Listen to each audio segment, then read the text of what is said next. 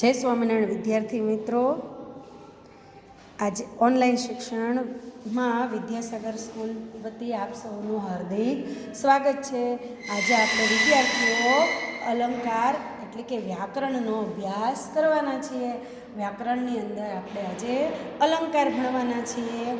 અલંકાર, એના શબ્દો, એના અર્થ, એના બે પ્રકાર અને તેમજ ઉપમા અને ઉત્પ્રેક્ષા અલંકાર છે એના વિશે તો આપણે ભણી ચૂક્યા છીએ. તો ત્યારબાદ એના પછીનું ભણવાનું છે, એટલે કે ત્રીજો અલંકારનો પ્રકાર ભણવાનો છે. તો જ્યારે તમે આ વિડીયો લેક્ચર જુઓ ત્યારે તમારા પાઠ્યપુસ્તકમાં પાના નંબર 89 ખોલજો અને વિડીયો જોતાં જોતાં પાઠ્યપુસ્તકમાં પણ જોજો, જેથી કરીને તમને સરળતાથી સમજાઈ જશે. ત્રીજો પ્રકાર છે રૂપક.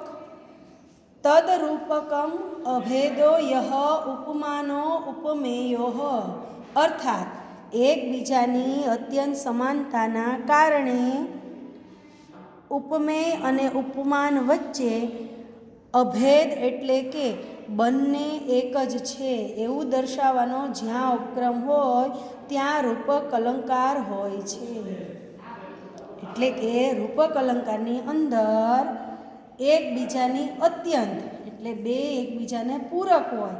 ઉપમેય અને ઉપમાન, આવા બે શબ્દો યાદ રાખવાના છે કે ઉપમેય અને ઉપમાન વચ્ચે અભેદ એટલે ભેદ ન હોય, બે એક જ હોય એવું દર્શાવવાનો ઉપક્રમ હોય ત્યારે રૂપક અલંકાર બને છે. તમને પરીક્ષામાં જ્યારે પૂછાય કોઈ પણ અલંકાર વિશે ત્યારે તમારે એક વસ્તુ, આ જે પહેલી લાઈન છે એ સમજૂતી રૂપે, પ્રસ્તાવના રૂપે મૂકવાની છે કે ઉપમેય અને ઉપમાન વચ્ચે અભેદ હોય ત્યારે રૂપક અલંકાર બને છે.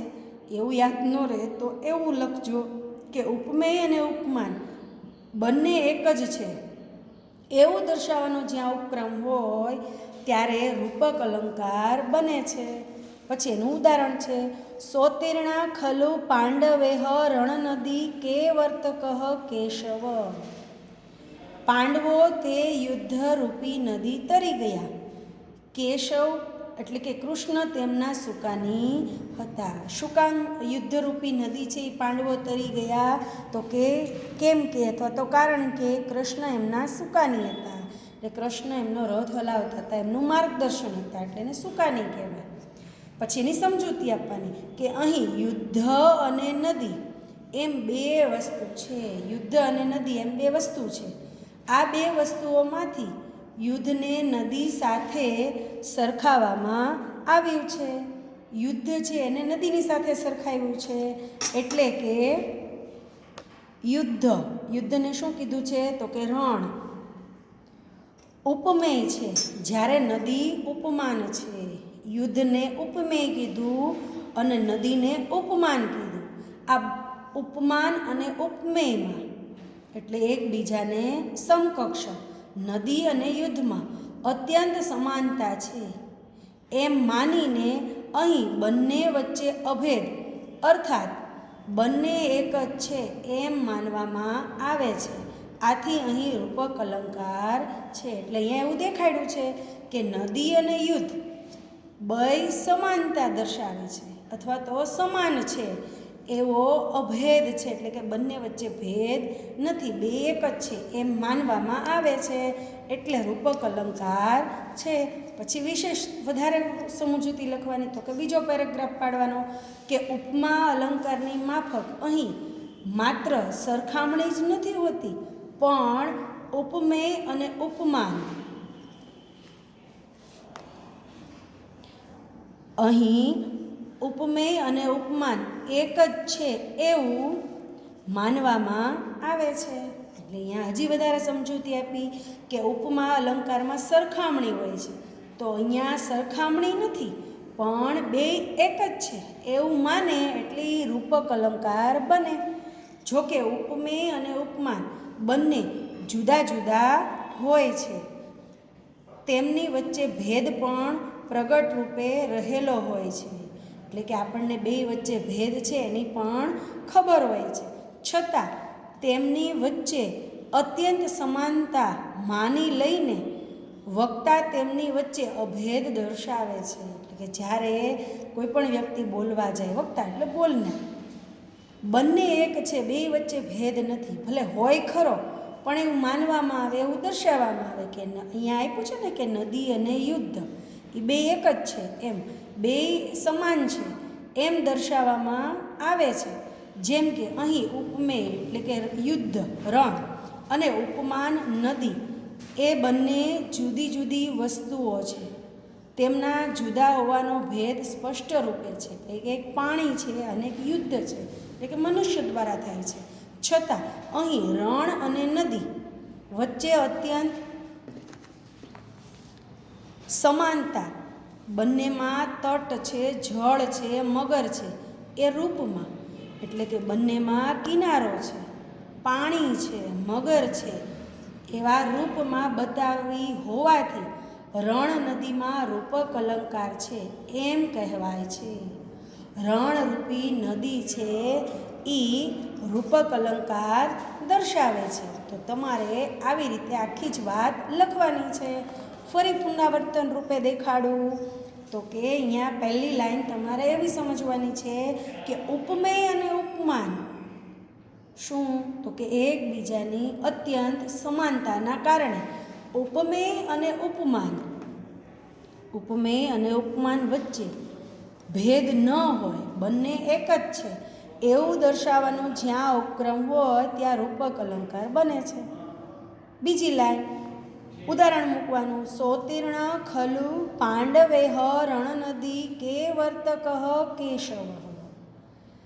પાંડવો યુદ્ધરૂપી નદી તરી ગયા, કેમ કે કૃષ્ણ એમના સુકાની હતા.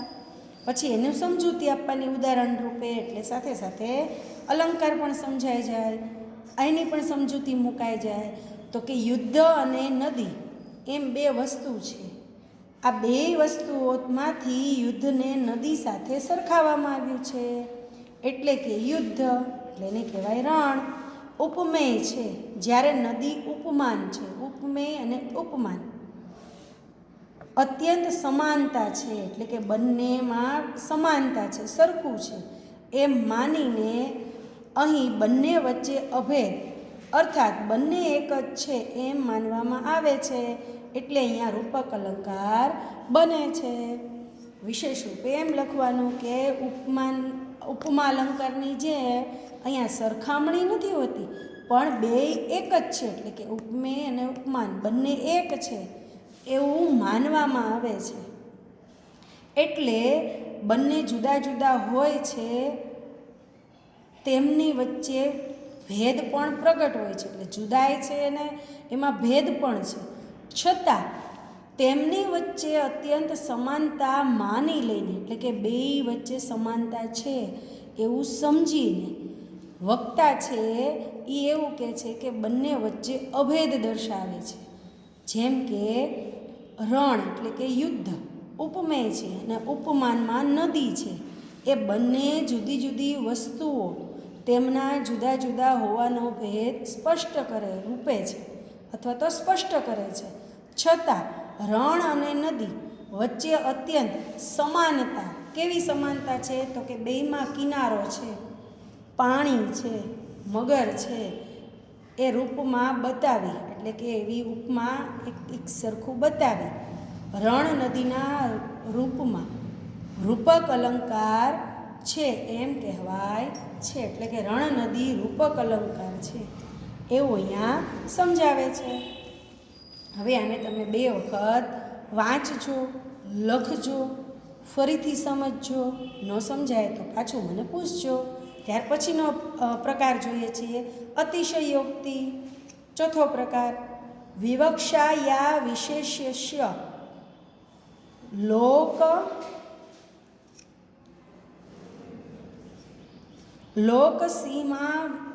સીમાતિ વર્તની અસામવત અસાવય અતિશયોક્તિ સ્યાત અલંકારોત્તમા યથા. ફરીથી વિવક્ષા યા વિશેષ્ય લોકસીમા વર્તની અસાવ અતિશયોક્તિ સ્યાત અલંકારો ઉત્તમા યથા. અર્થાત જ્યાં લોક મર્યાદાનું અતિક્રમણ કરીને વર્ણન કરવામાં આવે છે, એટલે કે અલૌકિક કે અસામાન્ય વર્ણન કરવામાં આવે છે, ત્યાં અતિશયોક્તિ અલંકાર થાય છે. આ એક ઉત્તમ પ્રકારનો અલંકાર છે. ફરી જોશું કે જ્યાં લોક મર્યાદાનું અતિક્રમણ કરીને, પ્રમાણ હોય પણ એનાથી વધારે પ્રમાણ થઈ જાય તો અતિ પ્રમાણ થાય, એમ અતિક્રમણ કરીને વર્ણન કરવામાં આવે ત્યારે અસામાન્ય વર્ણન કરવામાં આવે છે, ત્યાં અતિશયોક્તિ અલંકાર બને છે. અને હવે એનું ઉદાહરણ જોઈએ. ઉદેતિ પૂર્વ કુસુમમ તતઃ ફલમ ધનોદય પાક તદંતરમ પય નિમિત્તે નૈમિતકયો રોય. ફરીથી નિમિત્તે નૈમિતક કયો યરમ ક્રમ તવ પ્રસાદસ્ય પુરસ્તુ સંપદ. અર્થાત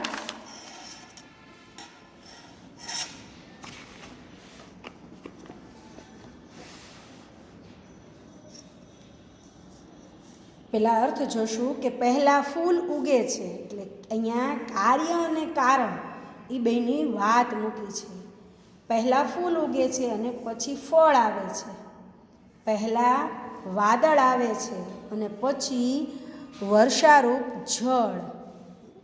પહેલાં ફૂલ ઉગે, પછી ફળ આવે છે, પછી વાદળ આવે છે અને પછી વાદળા થાય એટલે વરસાદ આવે છે, એટલે કે જળ આવે છે. આમ નિમિત્ત એટલે કારણ અને નૈમિતિક એટલે કાર્ય, બે શબ્દ યાદ રાખજો. નિમિત્ત અને નૈમિતક કાર્યનો ક્રમ હોય છે, એટલે કારણ અને કાર્ય, કારણ અને કાર્યનો ક્રમ હોય. એટલે કે પહેલાં નિમિત્ત અર્થાત કારણ પ્રગટે છે અને પછી નૈમિતિક અર્થાત કાર્ય જન્મે છે. કે પહેલાં કારણ આવે અને પછી કાર્ય આવે, એટલે આપણે કંઈક વિચારીએ. પહેલાં શું આવે તો કે વિચાર આવે, અને પછી શું થાય તો કે કાર્ય થાય. એટલે અહીંયા નિમિત્ત અને નૈમિતક બે શબ્દ સરસ રીતે સાંભળશો બે વખત એટલે સમજાઈ જશે. નિમિત્ત એટલે કારણ અને નૈમિતક એટલે કાર્ય, એટલે કે પહેલાં કારણ હોય ને પછી કાર્ય હોય.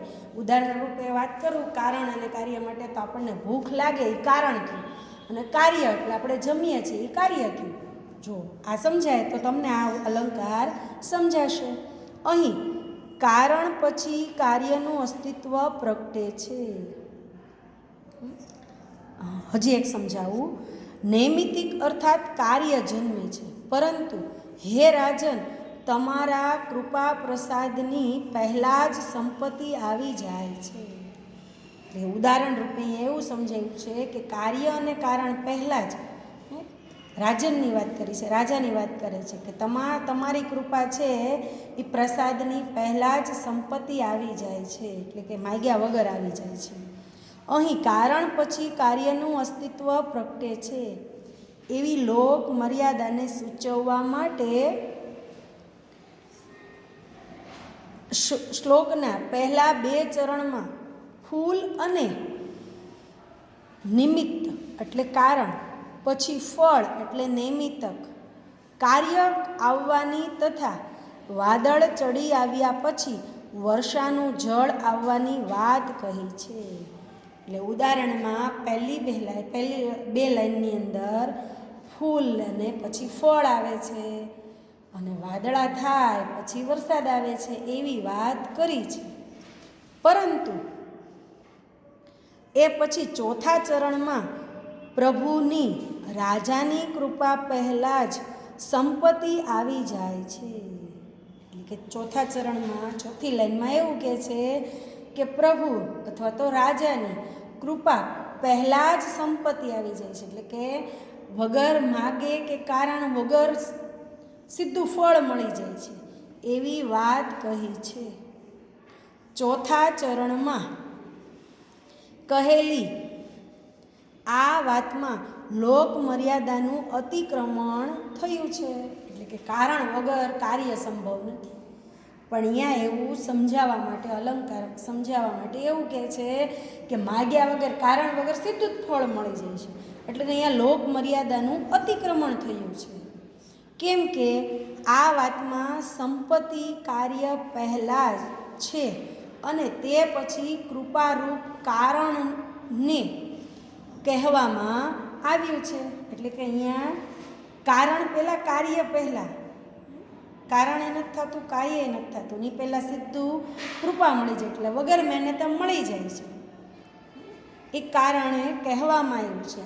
આમ અહીં અસામાન્ય વાત કરવામાં આવી છે, માટે અહીં અતિશયોક્તિ અલંકાર છે. એટલે કે અસામાન્ય, જે આપણને સમજાય નહીં એવી સામાન્ય છે, પણ વધારે સામાન્ય છે.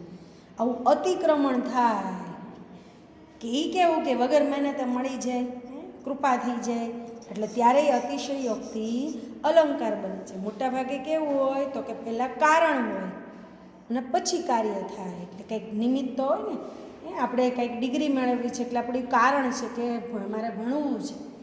કાર્ય એટલે પછી આપણે ભણવાની શરૂઆત કરીએ છીએ, વાંચીએ છીએ, લખાઈએ છીએ, સમજીએ છીએ, એક્સ્ટ્રા કોઈ પણ કરી શકીએ છીએ. તો એમ કાર્ય અને કારણનો સંબંધ હોય. પણ અહીંયા અતિશયોક્તિ સમજાવવામાં એમ કીધું છે કે વગર મહેનતે કૃપા મળી જાય છે, પ્રસાદી મળી જાય છે, પ્રસન્ન થઈ જાય છે. એટલે કે લોક મર્યાદાનું અતિક્રમણ થયું છે. વિશેષ રૂપે કોઈ વ્યક્તિ કે વસ્તુનું મહત્ત્વ સૂચવવાનો એક ઉપાય એ છે કે તેમને સામાન્ય વ્યક્તિ કે વસ્તુ કરતાં જુદી જ બતાવી છે. કોઈ વસ્તુનું મહત્ત્વ સમજાવવું હોય તો ઉપાય એ છે કે સામાન્ય વ્યક્તિ કે વસ્તુ કરતાં એને જુદી બતાવવાની. આ માટે પહેલાં તો બધી વ્યક્તિ કે વસ્તુના સંદર્ભે રહેલી કોઈ એક ચોક્કસ લોક મર્યાદાને કહેવાની હોય છે. આવું સમજાવવું હોય ત્યારે એમ કહે છે કે સૌથી પહેલાં બધી વ્યક્તિ કે વસ્તુના સંદર્ભે રહેલી કોઈ એક ચોક્કસ લોક મર્યાદાને કહેવાની હોય છે કે શું મર્યાદા છે. તે પછી જે તે વ્યક્તિને વસ્તુનું મહત્ત્વ બતાવવાનું હોય છે. એટલે પહેલાં વાત કહેવાની, લોક મર્યાદાની વાત કરવાની, પછી વસ્તુનું મહત્ત્વ બતાવવાનું હોય. તેમાં બધે જ જોવા મળતી આ લોક મર્યાદા અહીં નથી એવું બતાવવાનો ઉપક્રમ કરવાનો હોય છે. આ ઉપરાંત ઉપમેય અને ઉપમાન વચ્ચે સમાનતાનો અતિરેક બતાવાય છે. ઉપમેય અને ઉપમાન છે એનો અતિરેક થઈ જાય છે, એટલે હોય એનાથી વધારે થઈ જાય તો એની કિંમત થાય નહીં. આપણને આમનામ તૈયાર બધું મળી જાય તો આપણને વસ્તુનું મૂલ્ય સમજાતું નથી, એટલે એને અતિરેક કીધો છે. ઉપમેયને બદલે ઉપમાનનું વર્ણન કરવામાં આવે અને સંબંધ વગરના પદાર્થો વચ્ચે સંબંધ દર્શાવવામાં આવે તો પણ ત્યાં લોક મર્યાદાનું ઉલ્લંઘન થતું જતું હોય છે. કે સંબંધ વગર પદાર્થનો સંબંધ દર્શાવે એટલે એકબીજાના કંઈ કોન્ટેક્ટ ન હોય, સમાન ન હોય, છતાં પણ દેખાડવામાં આવે તો એ લોક મર્યાદાનું ભંગ થાય, ઉલ્લંઘન થાય. માટે ત્યાં પણ અતિશયોક્તિ અલંકાર થતો હોય છે. આવા ઉપક્રમથી તે વસ્તુ કે વ્યક્તિનું મહત્ત્વ અસરકારક રીતે વધી જતું હોય છે. એટલે એનો ઉપક્રમ વધી જાય એટલે અતિશયોક્તિ અલંકાર છે એવું કહેવાય છે. એટલે કારણ અને કાર્ય તો નિમિત્ત અને નૈમિત્તિક તો હોવું જ જોઈએ, અને તો જ કાર્ય અને કારણનો સંબંધ થાય, તો જ એનું મહત્ત્વ સમજાય. એટલે આવું વગર કાર્ય કારણ મળી જાય એટલે કે રાજાની કૃપા પહેલેથી જ સંપત્તિ આવી જાય તો એ લોક મર્યાદાનું અતિક્રમણ થયું કહેવાય અને લોક મર્યાદાનું ઉલ્લંઘન પણ થયું કહેવાય. એટલે આમ અતિશયોક્તિ સમજાવવામાં અહીંયા સરસ રીતે વાત મૂકી છે. ફરી તમને કહું કે કાર્ય અને કારણથી જે કાંઈ પણ પ્રાપ્ત થાય એ વાસ્તવિક છે, એટલે કે સત્ય છે. કારણ પછી જ કાર્યનું અસ્તિત્વ પ્રગટે છે. પણ જ્યારે લોક મર્યાદાને સૂચવવાનું હોય, આપણને આ અલંકાર સમજાવવો હોય એટલે અહીંયા સમજાવ્યું કે પહેલાં ફળ આવે, ફૂલ આવે, પછી ફળ આવે, પહેલાં વાદળા આવે ને પછી વરસાદ થાય. તો આ એ કાર્યકારણના સંબંધવાળું છે. જેવું ઉદાહરણ આપ્યું કે રાજાની કૃપા છે એ આમનામ જ પ્રસન્ન થઈ જાય છે, કાર્ય પહેલાં જ તે. તો એનું ત્યાં લોક મર્યાદાનું ભંગ થયું એટલે અતિક્રમણ થયું અને કૃપારૂપ કારણને કહેવામાં આવ્યું. અસામાન્ય વાત કરવામાં આવી છે એટલે અતિશયોક્તિ અલંકાર બને છે. એટલે અતિશયોક્તિ ક્યારે બને કે જ્યારે સામાન્યથી પણ વધારે સામાન્ય બને ત્યારે અતિશયોક્તિ અલંકાર બને છે. કોઈ વ્યક્તિ કે વસ્તુનું મહત્ત્વ સૂચવવાનો એક ઉપાય છે કે સામાન્ય વ્યક્તિ કે વસ્તુ કરતાં જુદી જ બતાવી છે. આ માટે પહેલાં તો બધી વ્યક્તિ કે વસ્તુના સંદર્ભે રહેલી કોઈ એક ચોક્કસ લોક મર્યાદાને કહેવાની હોય છે અને પછી જે તે વ્યક્તિ કે વસ્તુનું મહત્ત્વ બતાવવાનું હોય છે. તેમાં બધે જ જોવા મળતી આ લોક મર્યાદા અહીં નથી. એટલે કે અહીંયા લોક મર્યાદાનું ધ્યાન નથી રહ્યું. એવું જ્યારે ઉપક્રમ કરવાનો હોય ત્યારે 3 બાબત ધ્યાન રાખવાની. એટલે કે પહેલી બાબત એવું કીધું કે ઉપમેય અને ઉપમાન વચ્ચે સમાનતાનો અતિરેક બતાવ્યો. બીજી વાત, ઉપમેયને બદલે ઉપમાનનું વર્ણન કરવામાં આવ્યું. ત્રીજી વાત, સંબંધ વગરના પદાર્થો વચ્ચે સંબંધ દર્શાવવામાં આવે તો પણ ત્યાં લોક મર્યાદાનું ઉલ્લંઘન થતું હોય છે, માટે ત્યાં પણ અતિશયોક્તિ અલંકાર થતો હોય છે. આવા ઉપક્રમથી તે વસ્તુ કે વ્યક્તિનું મહત્ત્વ અસરકારક રીતે વધી જતું હોય છે. તો તમે ફરીથી આ રૂપક અને અતિશયોક્તિ બંને અલંકાર છે એ 2 વાર વાંચજો, આખું જ સરસ રીતે લખજો તમારી ફેર નોટમાં અને પાકું કરજો. પરીક્ષામાં 2 માર્ક માટે અલંકાર ને છંદ બેયનો પરિચય છે એ પૂછાય છે. બરાબર. તો આજે અહીંયા આપણે પૂરું થાય છે. ફરીથી બીજા લેક્ચરમાં મળીશું. ત્યાં સુધી લખજો, વાંચજો. જય સ્વામિનારાયણ.